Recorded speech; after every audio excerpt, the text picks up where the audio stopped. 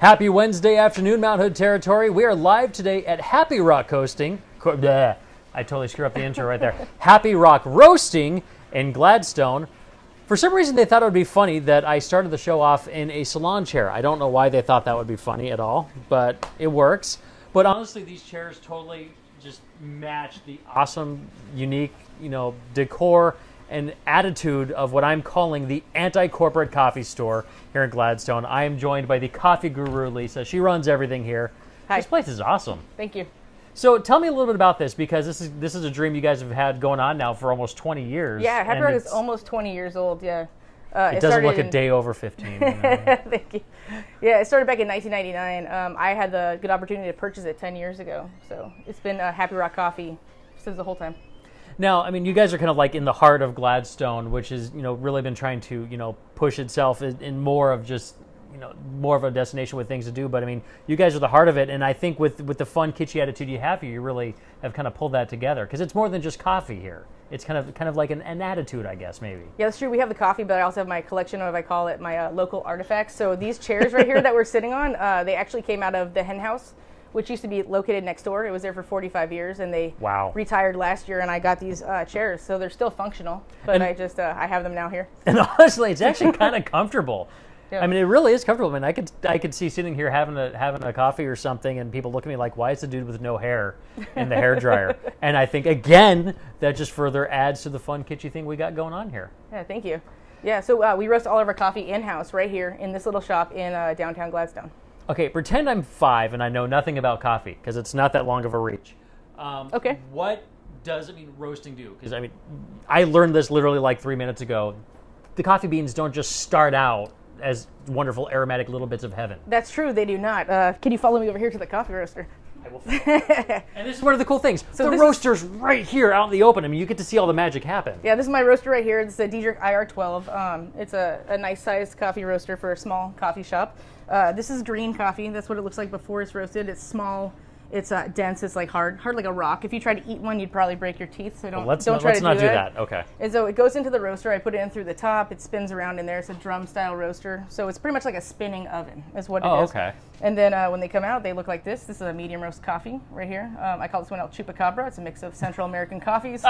And nice. So yeah, as you can see the before and after, what green coffee, and then after coffee's roasted. What the before and after, what only 20 minutes in the roaster can do for you. Mm-hmm, yeah. That's right. And actually, I'm guessing on the time. How long does it take? It takes about 15 minutes. Okay, that was close. Not bad. 12 to 15, yeah. Now, the length of time that you roast it changes the flavor of the coffee, correct? Yeah, it changes the flavor of the coffee, and it's the difference between whether it's like a light roast or a dark roast. Just like the length of time. Okay. So it can happen pretty quickly, because there's a whole bunch of time where nothing's happening, right? You're looking at the roaster, nothing's really happening, right? That sounds like me at work sometimes, yeah. Yeah, and then towards the end, it just kind of gets to this point where it's kind of like, okay, ready, 1, 2, 3. It's like light roast, medium roast, dark roast, burnt. So you gotta kind of like be on it. Just pay really close attention towards the end. So. It's good, and everyone. Yeah. No, oh, it's all ruined, yeah. So. And again, these are all the different coffees that you're bringing in. Yeah, they come from all over the world, because coffee doesn't grow in the United States besides Hawaii. So they come from different countries. Like this one's from Brazil. We got some Colombian coffee. We have some Indonesian coffes and Ethiopian coffees, and I got some from Tanzania. And so they come from all over. And you talk to a broker, or sometimes I'm fortunate enough to meet a farmer who has a family that can import the coffee themselves, and that's pretty cool. I prefer, if I could, to buy farm direct. And that's one of the things you mentioned, is that, I mean, you're very selective. You're not just buying stuff because, oh, hey, there it is. Mm-hmm. You make sure it's good stuff. You make sure it comes from a reputable source. You make sure, that they're doing, sustainable things when they're farming the coffee. This is all, responsible coffee, I guess. Yes, absolutely. Nobody ever thought I'd be doing anything responsible. How about that? So. Well, and another aspect of the responsibilities outside of the coffee is you guys focus a lot on community, using local products that go along with the coffee. Yes, that's correct. We use a lot of local products here at the shop. What we try to do is make as much stuff in-house as we could possibly figure out how to do. So we roast the coffee. We make our own espresso whipped cream. We mix our own chocolate sauce from some locally Holy Cacao in Portland. They make cocoa powder. So we use their cocoa powder to make our chocolate sauce. We make as many of our own syrups as we can. So like our lavender syrup, our ginger syrup, our hibiscus syrup, we make those in-house. And then we make our own chai. Wow. So if we can figure out how to do it, we try to do it. And then besides that, then we try to use as many local products as possible. So Would you like to? Yeah, let's check out some of the stuff, because I mean, there's a great selection, some great tie-ins with some of your business partners around the region. Margo, can you hand me a thing of milk? Yeah. Awesome. So we use milk, local milk. It's whole milk in bottles from Gary's Dairy over in Malino. So it's like in a glass bottle. It's not homogenized, which it is pasteurized. It's not homogenized, so that means you still have to shake it because you got the layer of cream on the top. So I'm also kind of unique here in the way of like I don't really like things that are non-fat or low-fat or sugar-free. So I don't offer anything like that. So it's whole milk or nothing, really. And we've actually found health-wise, those natural things are actually better for you than when they strip that stuff out. Yeah. So again, it's healthy. Yeah, it's healthy. It's a nice, rich, creamy. And my philosophy too is that once you start making stuff like mochas, you're drinking a dessert. It's a dessert beverage, and I want it to be the best thing you could possibly have. So.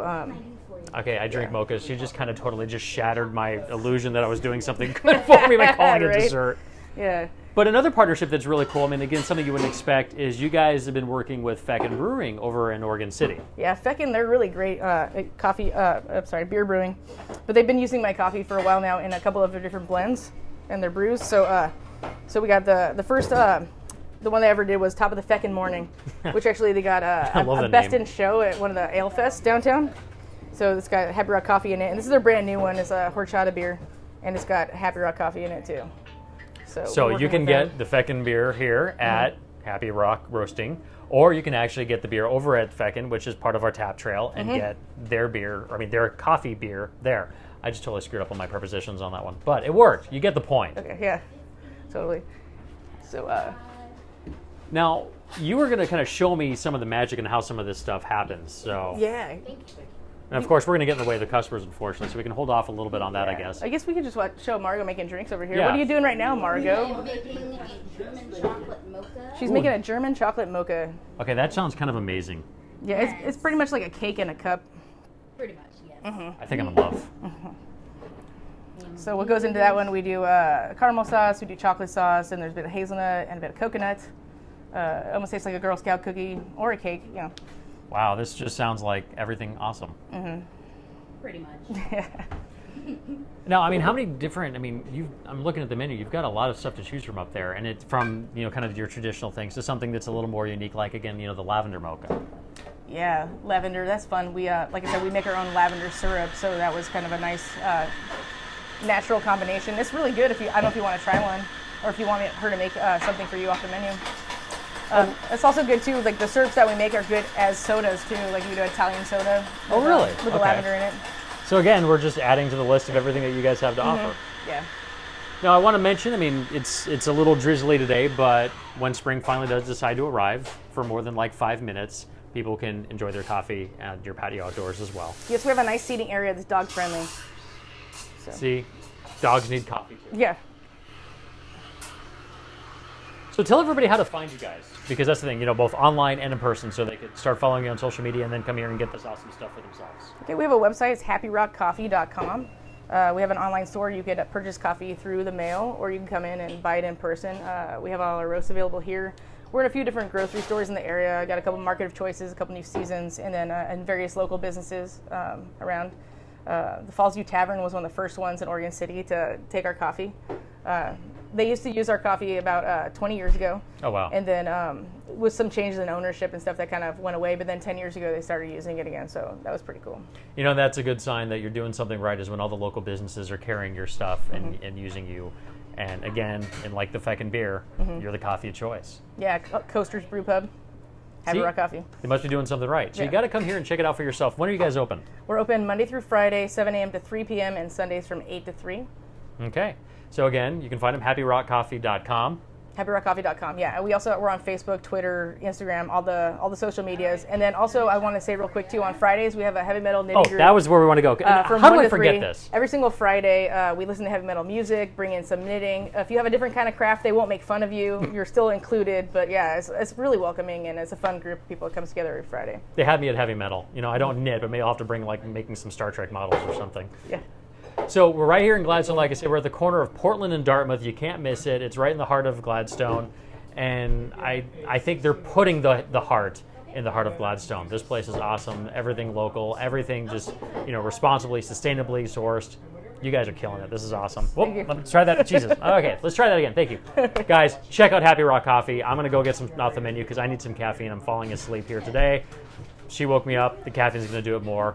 We'll see you next week on Mount Hood Territory Live. We are going to be at Ivy Bear up on Mount Hood, and I'm going to be making pizza, so I'm looking forward to that one. So see you next time on Mount Hood Territory Live. Thanks for joining us at Happyrock Coffee. We'll see you next week.